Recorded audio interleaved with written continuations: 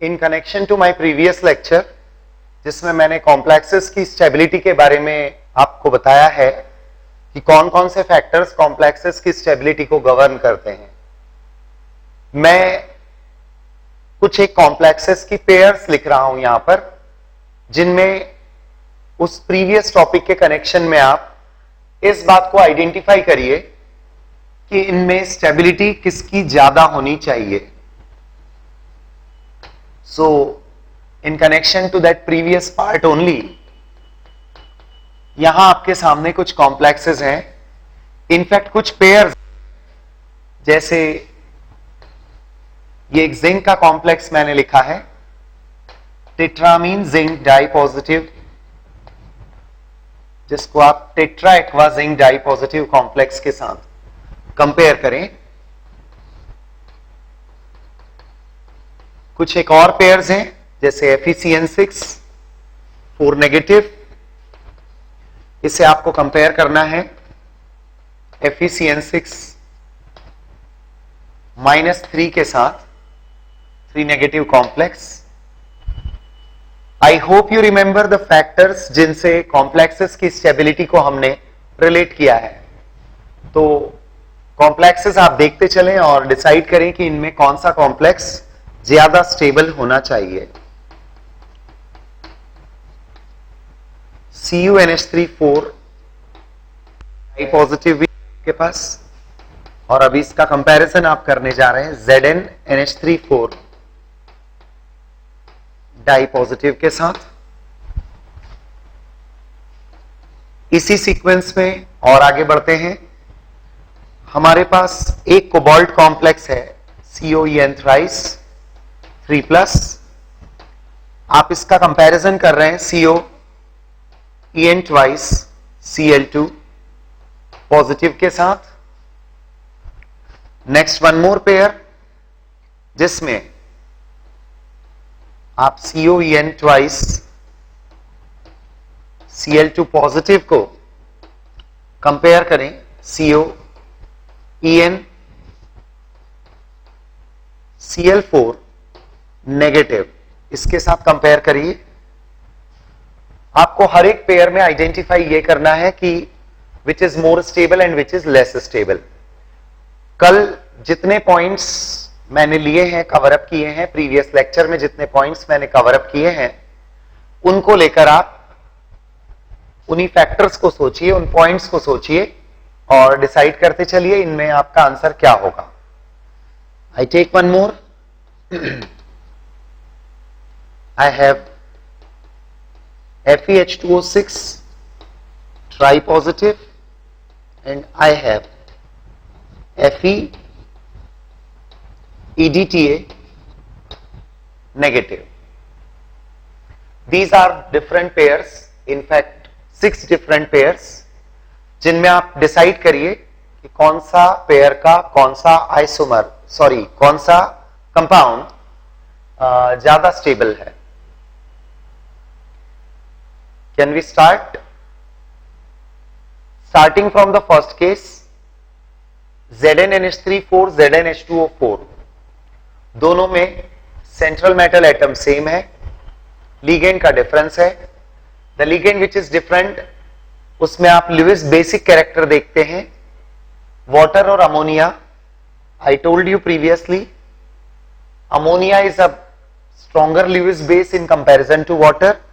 So naturally, this complex of zinc will be more stable than the second one. Second pair को compare करिए.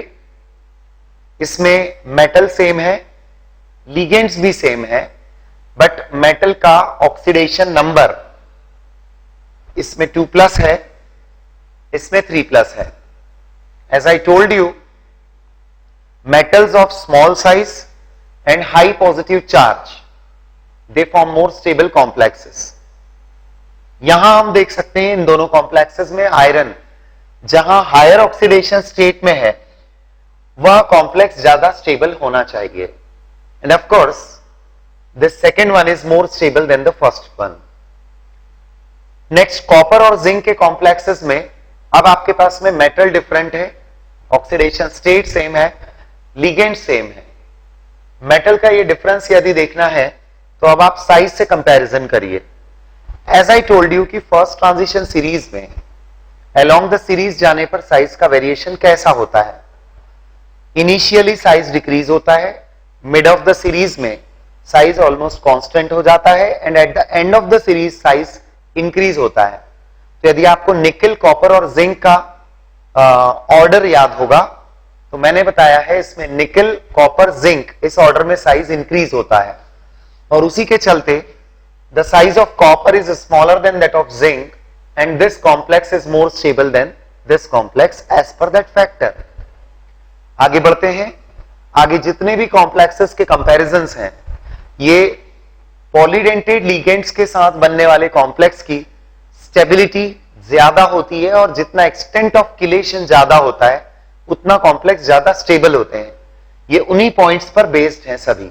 सो you can see 3 ethylene diamine that is bidentate ligands और यहां पर 2 bidentate and 2 monodentate ligands हैं। So definitely this one is more stable then the second one. इस तरफ भी वही कंसेप्ट लगेगा, 1 bidentate and here 2 bidentate ligands are there, so naturally the extent of chelation will be more here. Next वाले में central metal atom same है, उसका oxidation number same है, the only difference is with chelating ligand EDTA. EDTA will be a chelating ligand. So this way this complex is more stable than the first one. तो मैंने सभी pairs में more stable वालों को underline किया हुआ है। You can see the answers, you can relate these answers with the concepts that we have taken in the previous lecture. After this, we shall come to some other things related to coordination chemistry, जिसमें हम कुछ complexes के बारे में, कुछ reaction based चीजों को देखते हुए कुछ points को cover up करेंगे. So this is all about the point which was in connection to the previous one, the stability of complexes.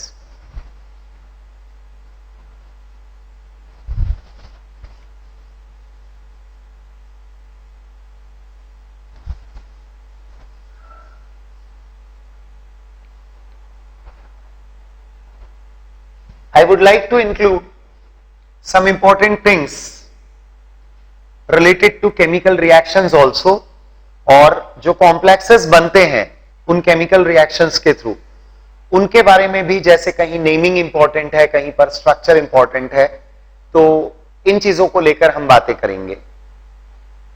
As an example, यदि हम बात करते हैं किसी फेरिक सॉल्ट की, suppose we have a ferric salt से FeCl3, एक ferric ion का कंफर्मेशन आपको करना है तो आप उसके लिए एक टेस्ट लगाते हैं, पोटेशियम फेरोसाइनाइड सॉल्यूशन डालते हैं। If the salt contains ferric ions, that means if the salt is a ferric salt, तो K4FeCN6 यानी पोटेशियम फेरोसाइनाइड मिलाने पर वह ब्लू कलरेशन देगा। Now what exactly is the reaction, इसके बारे में भी हम बात करेंगे। Which particular thing gives the blue color on mixing this, ये भी देखेंगे। This is potassium ferrocyanide, ferric chloride या किसी भी फेरिक सॉल्ट के साथ यह कंपाउंड एक कॉम्प्लेक्स में कन्वर्ट होता है। It is Fe4 FeCN6 thrice. The equation is not balanced this time, but this is the product obtained जिससे अभी हमें मतलब है। Equation is not balanced, you can balance it, it's not a big issue. Ferric salts K4FeCN6 के साथ blue coloration देते हैं, and this is one of the confirmatory tests of ferric. Ferric के confirmatory tests में ये जो blue coloration दे रहा है ये complex है। This is called as Prussian blue complex. This is Prussian blue. The important thing is IUPAC name of this complex. Reaction भी important है ऑफ कोर्स। कभी कभी क्वेश्चन इसी तरह से आ जाते हैं, जैसे आपसे पूछ लिया जाता है कि एक फेरिक सॉल्ट में पोटेशियम फेरोसाइनाइड मिलाने पर ब्लू कलरेशन मिलता है, which is due to the formation of, and different options में बी गिवन। तो Prussian blue is the complex. आइए बात कर लें इस कॉम्प्लेक्स के IUPAC नोमेनक्लेचर की। Can you try the name of this complex? Actually in this complex जब आप इन्हें आयंस में सेपरेट करते हैं तो जो आयरन यहां कोऑर्डिनेशन स्फीयर के बाहर शो किया गया है, it is in the form of 3+ ion, क्योंकि जब आप इसे ब्रेक करेंगे तो 4Fe will be tri positive and thrice of the complex unit each will be 4 negative, each will carry 4 negative charge. So that वे जो कोऑर्डिनेशन स्फीयर के अंदर iron show किया गया है ये डाई पॉजिटिव स्टेट में है। Now this Prussian blue complex is commonly called as ferriferrocyanide. I am not talking about IUPAC name right now. मैं जो बोल रहा हूं वह इस कॉम्प्लेक्स का कॉमन नेम है। So how do we give the common name? This is called as ferri. Ferri stands for ferric, ferro stands for ferrous cyanide. Prussian blue is also called as ferriferrocyanide. अब इस point को आगे बढ़ाते हुए IUPAC naming की बात करें। Actually क्या होता है सिंपल कैटायंस के लिए, जैसे यहां पर Fe3+ is a simple cation, well this is a complex unit. Simple cation के लिए मैंने नॉमेनक्लेचर में कवर अप किया है कि उनको आप विदाउट एनी चेंज मेंशन करते हैं। In this case you can not write iron. Problem सिर्फ इतना है कि यदि आप सिंपल कैटायन को आयरन मेंशन करते हैं तो iron is the metal which can show variable oxidation number in its compounds. आपने सिर्फ आयरन लिखा तो it may be di positive, it may be tri positive. So that way this complex will be named like, जब आप इसको mention करेंगे तो या तो आप लिखेंगे फेरिक, आपको फेरस है या फेरिक है, सिंपल कैटायन ये डिफाइन करना है। So that way I am writing ferric क्योंकि ये ट्राई पॉजिटिव है। अब मैं रिमेनिंग पार्ट कॉम्प्लेक्स के फॉर्म में मेंशन कर देता हूं, hexacyanidoferrate, and what should I write now? 2, क्योंकि यह आयरन डाई पॉजिटिव स्टेट में है। So it is ferric hexacyanidoferrate 2। Of course आपके पास में एक चॉइस ये है, instead of using the word ferric आप इसको यूज कर सकते हैं आयरन थर्ड। मतलब सिर्फ आयरन लिखने से काम नहीं चलेगा, यदि आप आयरन वर्ड लिख रहे हैं तो आपको मेंशन करना चाहिए आयरन थर्ड, या फिर आप कॉमन सिस्टम फॉलो कर सकते हैं क्योंकि simple cations can be named without a change. So commonly we called Fe tripositive as ferric, this can be mention like this. मैं आपको एक और केस बताना चाहूंगा चूंकि काफी सिमिलैरिटी है कंसेप्ट में, तो आप देखिए। Suppose you have a ferrous ion, किसी सॉल्ट में फेरस आयन प्रेजेंट है। जब हम एनालिसिस की बात करते हैं तो फेरस का कंफर्मेटरी टेस्ट पोटेशियम फेरीसाइनाइड मिलाने पर ब्लू कलरेशन मिलना है। आई रिपीट, जैसे फेरिक का कंफर्मेशन आप करने के लिए पोटेशियम फेरोसाइनाइड लेते हैं, वैसे फेरस का कंफर्मेशन करने के लिए आप पोटेशियम फेरीसाइनाइड लेते हैं। पोटेशियम फेरीसाइनाइड मतलब K3FeCN6, K3FeCN6। इंटरेस्टिंग पॉइंट यह है कि इसमें भी ब्लू कलर्ड प्रोडक्ट मिलता है। Now see the product, it is a complex, ये होता है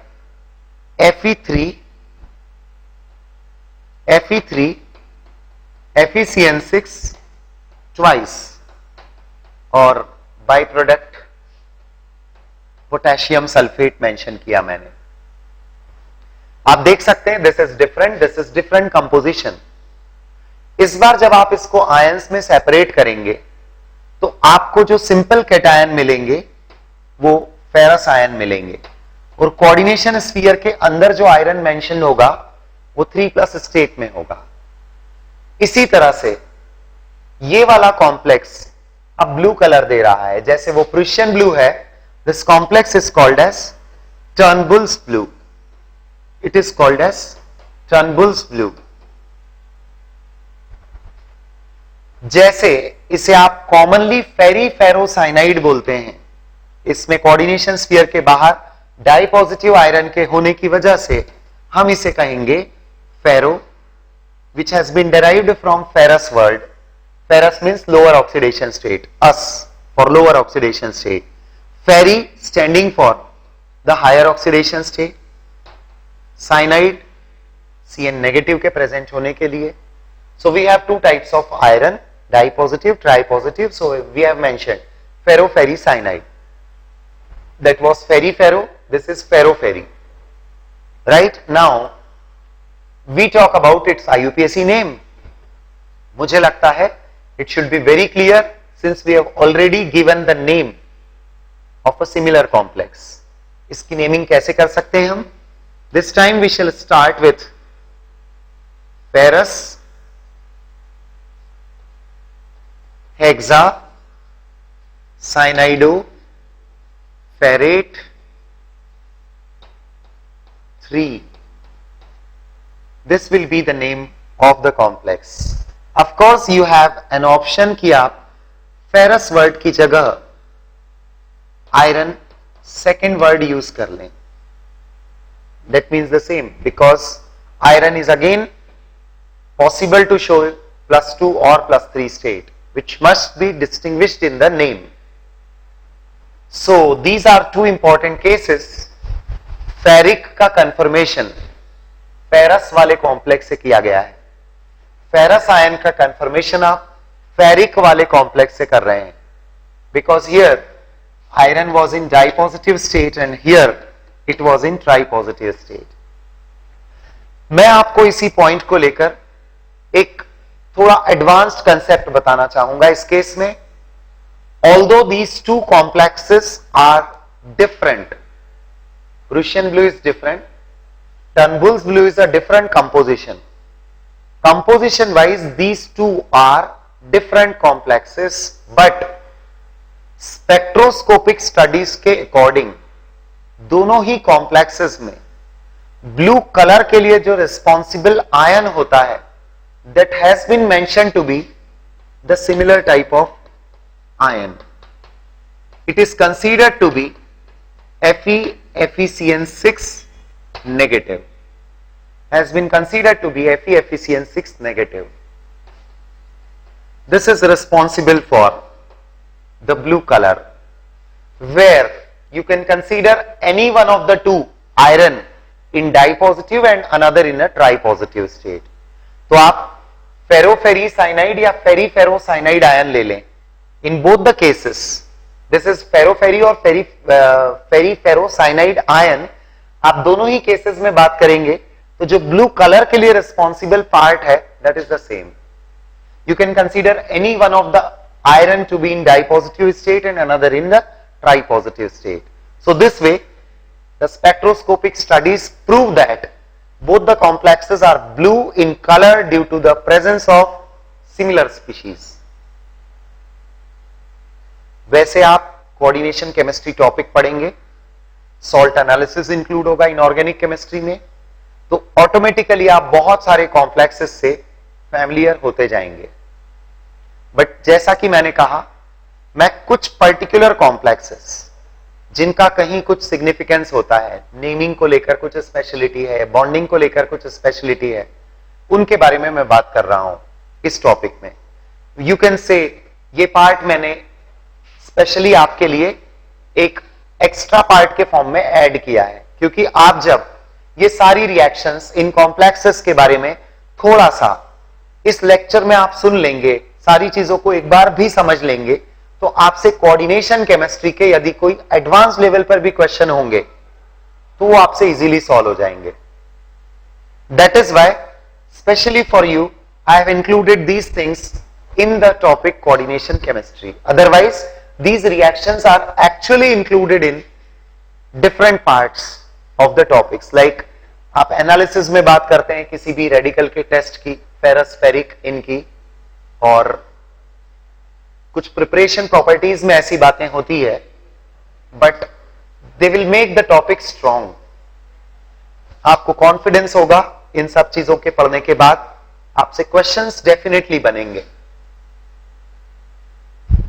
Now I talk about one more special case.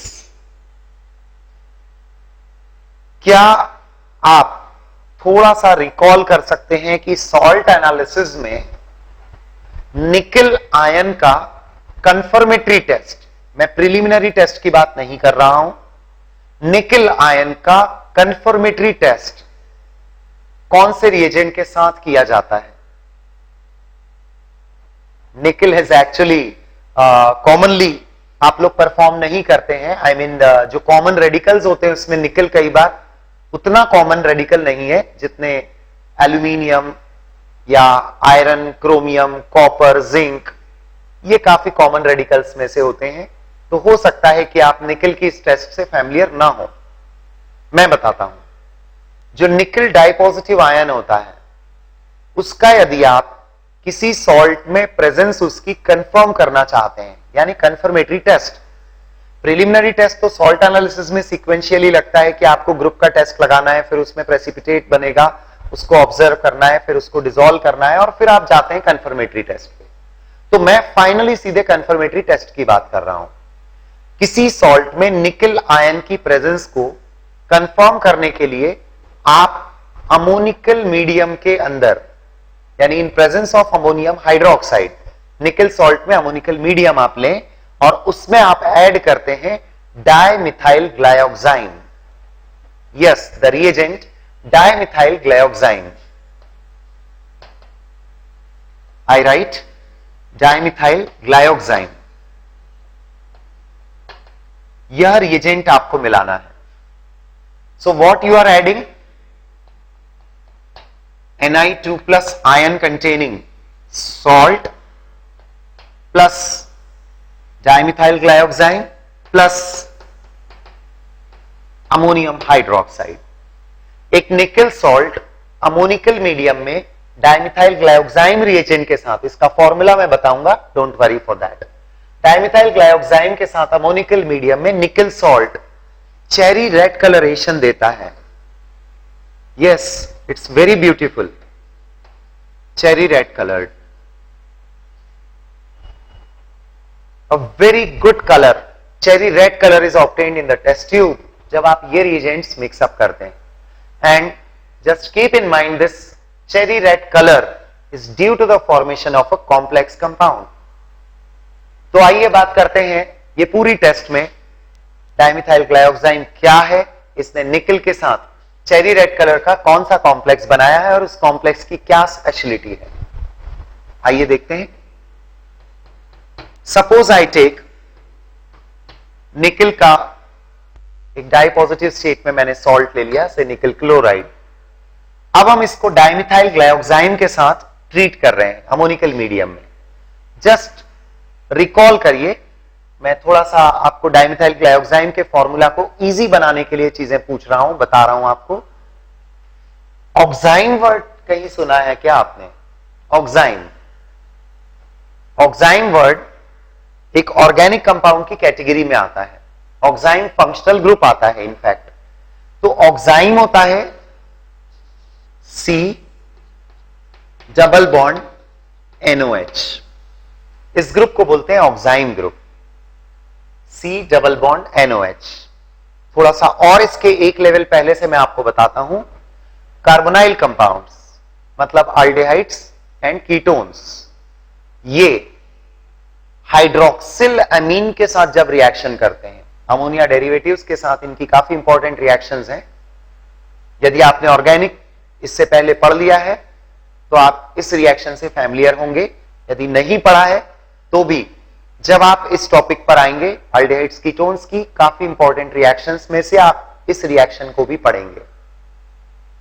Carbonyl compounds hydroxyl अमीन के साथ कंट्रोल्ड पीएच की कंडीशन में जब रिएक्शन करते हैं तो ऑक्साइन कंपाउंड्स बनते हैं। Carbonyl compounds with hydroxyl amine NH2OH oxime compounds बनते हैं। अब मैं बात कर रहा हूं कि यदि glyoxal, have you ever heard about glyoxal? Glyoxal होता है CHO। इस कंपाउंड का हाइड्रोक्सिल अमीन के साथ रिएक्शन से जो प्रोडक्ट बनता है वह होता है ग्लायोक्सल का oxime, so we call it glyoxime. So the word glyoxime stands for, see the word glyoxime stands for this compound।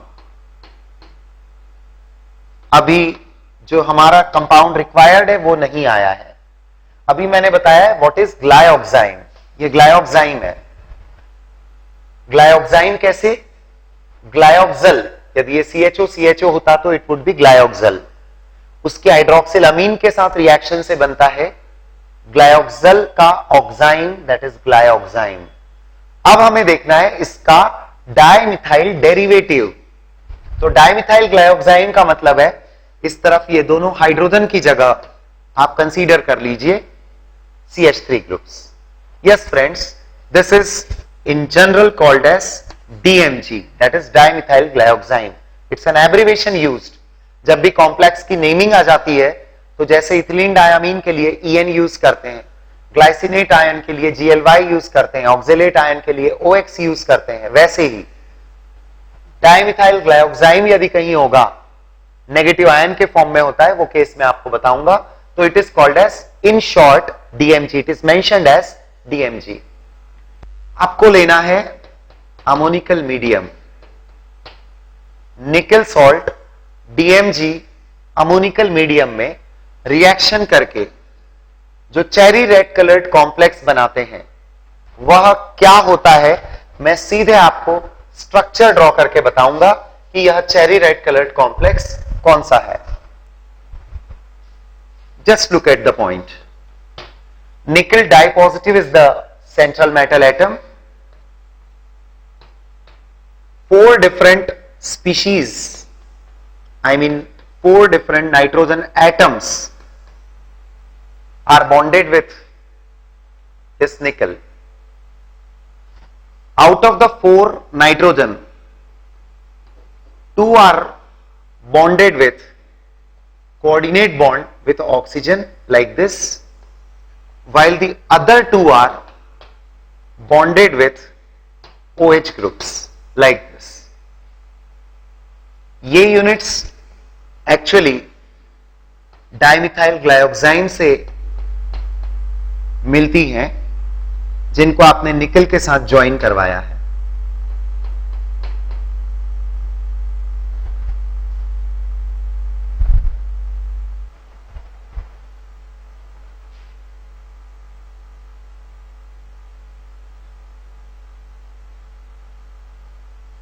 One bond is missing ना? हाँ, there should be one bond between the two carbon, right? हाँ, इसके बाद continue करते हैं। इस तरफ भी इसी तरह की यूनिट्स, जैसा कि मैंने कहा कि ये डाइमिथाइल ग्लायोक्साइन से डिराइव्ड है ना, सो दिस इज द लिगेंड। ये जो बॉन्डिंग हुआ है उसमें इन बॉन्ड्स को आप कोऑर्डिनेट और इनको सिंपल शो कर दें। Yes, this is the complex. 2 DMG units निकल के साथ बॉन्डेड है ऑफ कोर्स, लेकिन ये जो DMG यूनिट्स है ये -1 चार्ज के साथ है। यदि मैं डाइमिथाइल ग्लायोक्सिमेट आयन की बात करता हूं तो जो यहां वो यूनिट इस फॉर्म में है, जरा देखिएगा, ऐसी 2 यूनिट्स यहां पर अटैच हुई है। और एक खास बात, इसमें बॉन्डिंग का स्टेट कुछ इस तरह से होता है कि ये जो नेबरिंग ऑक्सीजन और हाइड्रोजन होते हैं डिफरेंट ग्रुप्स वाले, वो कॉम्प्लेक्स के अंदर हाइड्रोजन बॉन्डेड होते हैं. So you can call it the case of intramolecular hydrogen bonding. Intramolecular hydrogen bonding मतलब hydrogen bonding within the same molecule. So this is the cherry red coloured complex जिसमें ये वाली unit as a ligand join हुई है, मतलब ligand bidentate है with -1 charge है, जिसके लिए आपने रिएजेंट क्या लिया था, dimethyl glyoxime. As a ligand जब ये ज्वाइन हो रहा है तो इसका H+ निकल चुका है and it is joining the metal nickel. And of course this is only the well known cherry red coloured complex जिसकी IUPAC नेमिंग आप खुद ट्राई कर सकते हैं.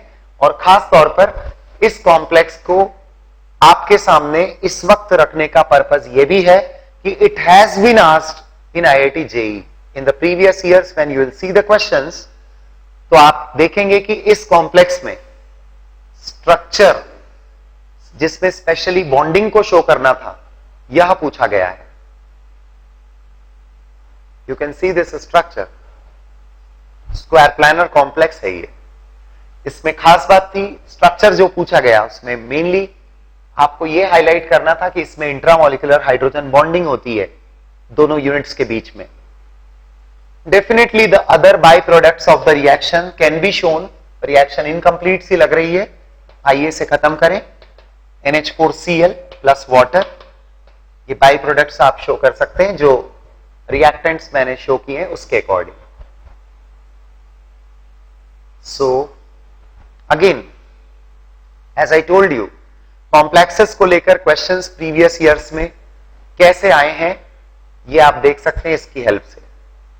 एक बात जो मैंने आपसे कही कि आप इसका नाम ट्राई कर लें, सोच लीजिए, बताइए मुझे क्या होना चाहिए. What do you think? इसे जब कहीं आप लिखा हुआ देखेंगे हो सकता है कि पूरा स्ट्रक्चर ड्रॉ ना किया गया हो, आपको सिंपली इसका फॉर्मूला लिख कर दिया गया हो, तो it will be written as NiDMg twice. Simply इस कॉम्प्लेक्स को ऐसा लिखा जाता है. तो अब नेमिंग कैसे होगा? मैंने आपको बताया कि इसमें जो DMG यूनिट है वो इस तरह से है जिसका चार्ज -1 है और ये बाइडेंटेड लीगेंड के फॉर्म में निकल के साथ ज्वाइन हो रही है. लीगेंड के अपने नाम में डाइमिथाइल ग्लाइऑक्साइन ये वर्ड आ रहा है, डाई. क्या करना होगा? यस, बिस, नेमिंग बिस से स्टार्ट करेंगे. डाइमिथाइल ग्लाइऑक्साइन ग्लाइऑक्सीमेटो. एक्चुअली सफिक्स ओ लगाना है आपको. तो ये आयन जो होता है इसको डाइमिथाइल ग्लाइऑक्सीमेट आयन कहा जाता है. इसलिए जब नेमिंग होगी तो डाइमिथाइल ग्लाइऑक्सीमेट आयन के ई को रिप्लेस किया है हमने ओ से. जैसे कि मैंने आपको बताया है कि लीगेंड नेगेटिव होते हैं तो सफिक्स ओ लगाकर मेंशन करना होता है. निकल the central metal atom and its oxidation number 2. आपका कॉम्प्लेक्स है बिस डाइमिथाइल ग्लाइऑक्सीमेटो निकल second. So these are the compounds जिन पर क्वेश्चंस आते हैं. डेफिनेटली निकल के कॉम्प्लेक्सेस हमने बॉन्डिंग के वक्त भी इंक्लूड किए हैं. प्रैक्टिस में भी नोमेनक्लेचर हो या डिफरेंट केसेस हो वहां पर भी आपने देखे हैं. So usually they are asked. इन पर क्वेश्चंस प्रीवियस ईयर्स में आप देखेंगे आए हैं. कंसेप्ट्स रिपीट हो जाते हैं, कॉम्प्लेक्सेस रिपीट हो जाते हैं, क्वेश्चंस रिपीट नहीं होते, उनका पैटर्न बदल जाता है. So we can now proceed. I hope we have discussed enough about this complex. We should proceed now.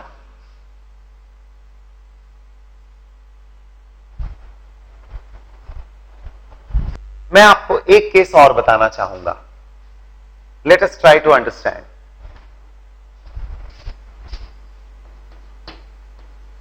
Silver bromide है, इसकी एक रिएक्शन हम देखते हैं.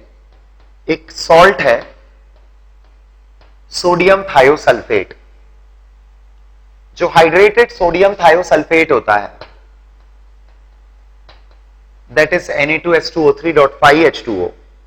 Commonly this is called as hypo. Commonly this is called as hypo. वैसे तो जिस वक्त हम कॉम्प्लेक्सेस की नेमिंग कर रहे थे, मैंने आपसे ये बात शेयर की थी. मैंने आपको बताया था कि hypo black and white photographic films की डेवलपमेंट की प्रोसेस के लिए यूज किया जाने वाला फिक्सिंग एजेंट होता है. एज अ फिक्सिंग एजेंट इसको हम यूज करते हैं. अब कंसेप्ट क्या है, एजीबीआर के साथ इसको मैंने कैसे रिप्रेजेंट किया है, उसका क्या पर्पज है, जस्ट ट्राई टू अंडरस्टैंड. मैं एकदम शॉर्ट में आपको ब्लैक एंड व्हाइट फोटोग्राफी का एक प्रिंसिपल बता रहा हूं in very short manner. Suppose this is the photographic film. इस पर कोटिंग होती है एजीबीआर की, सिल्वर ब्रोमाइड कोटेड होता है. जब कैमरा में ये black and white photographic film को आप प्लेस करते हैं, although it's an old technique, आजकल तो डिजिटल फोटोग्राफी होती है, सारी चीजें बहुत एडवांस लेवल पर पहुंच गई है, पर फिर भी बेसिक कंसेप्ट्स इंपॉर्टेंट होते हैं और इनफैक्ट ये एग्जामिनेशंस में पूछे भी जाते हैं. तो टेक्निक काफी पुरानी की हम बात कर रहे हैं कि एक फोटोग्राफिक फिल्म है जिस पर कोटिंग होता है एजीबीआर का. Now why only AGBR is used? AGBR का यूज इसलिए किया जाता है कि यह हाईली फोटो सेंसिटिव कंपाउंड है. फोटो सेंसिटिविटी का मतलब है कि यदि ये एक्सपोज होता है for light, when it is expose to light it decomposes giving silver and bromine. ये सिल्वर और ब्रोमीन में डिकम्पोज हो जाता है. यदि आप इसको बैलेंस्ड फॉर्म में लिख रहे हैं तो I can write it like this. AgBr जो फोटोग्राफिक फिल्म पर कोटेड है, एट द टाइम जब हम उस कैमरा से पिक्चर लेते हैं तो फोटोग्राफिक फिल्म का एक पार्ट एक्सपोज होता है. It is exposed to light. जितना पार्ट एक्सपोज्ड होगा वह एजीबीआर डिकम्पोज हो जाता है, पर जितना अनएक्सपोज्ड होता है वह डिकम्पोज नहीं होता. I have written exposed. AGBR which is exposed. This part will have AGBR which is unexposed.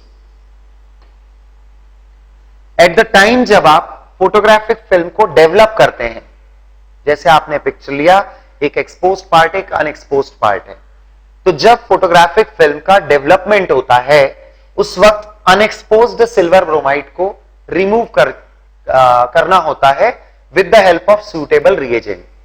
यहां हम वह रिएजेंट यूज करते हैं हाइपो, जो इसके साथ रिएक्शन करके एक कॉम्प्लेक्स बनाता है, that is Na3AgS2O3 full twice, और यह कॉम्प्लेक्स सॉल्यूबल होता है. यह कॉम्प्लेक्स सॉल्यूबल होगा, plus NaBr will be the by product here. I just mean to say hypo silver के किसी भी कंपाउंड के साथ रिएक्ट करे, सिल्वर ब्रोमाइड ही नहीं, hypo can dissolve the silver compounds.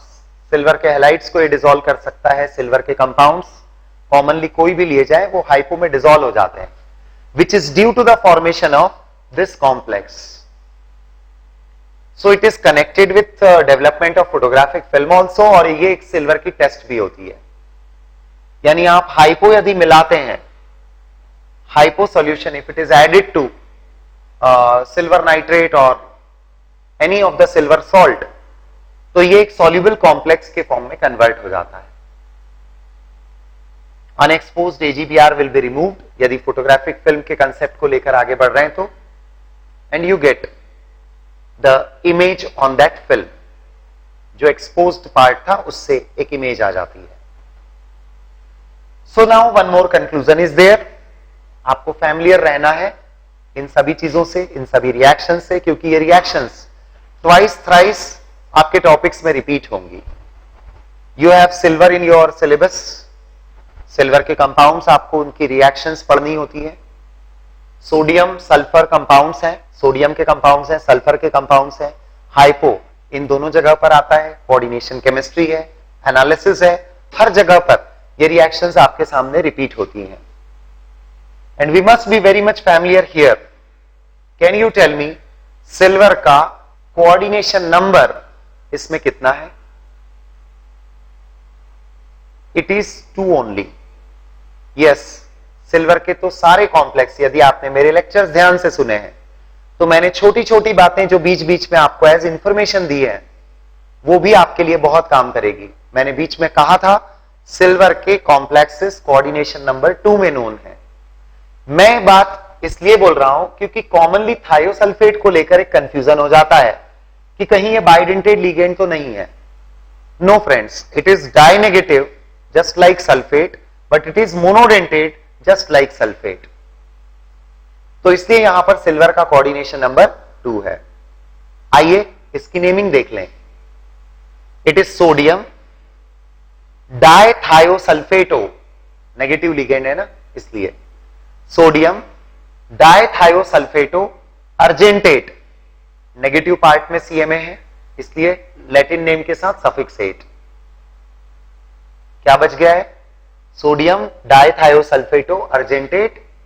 Yes, 1 oxidation number बताना होगा which is +1 for silver. So this is about this complex and this is all about this topic. वैसे कॉम्प्लेक्सेस की हम बात करते रहेंगे तो बहुत सारे कॉम्प्लेक्सेस हैं जो डिफरेंट केमिकल रिएक्शंस में बनते हैं, जो आप इनऑर्गेनिक के बाकी टॉपिक्स में पढ़ते जाएंगे, जैसे ट्रांजिशन मेटल्स, उनके कंपाउंड्स की केमिस्ट्री, और एसएनपी ब्लॉक में भी काफी रिएक्शंस कवर अप होती हैं कॉम्प्लेक्सेस से रिलेटेड। सॉल्ट एनालिसिस एक बहुत इंपॉर्टेंट पार्ट है। जब आप पूरा सॉल्ट एनालिसिस पढ़ते हैं तो एनालिसिस में मेरा यह मानना है कि ऑलमोस्ट रिएक्शंस में you will come across formation of complexes. Almost reactions मतलब एक पर्टिकुलर रेडिकल के टेस्ट जब आप लगाएंगे, स्पेशली बेसिक रेडिकल्स के टेस्ट, मेटल आयंस के टेस्ट जब आप लगाएंगे तो most of the metal ions के किसी न किसी टेस्ट में कहीं कुछ कॉम्प्लेक्स फॉर्मेशन आपको देखने को मिलेगा। So that topic will also cover up the complex compounds.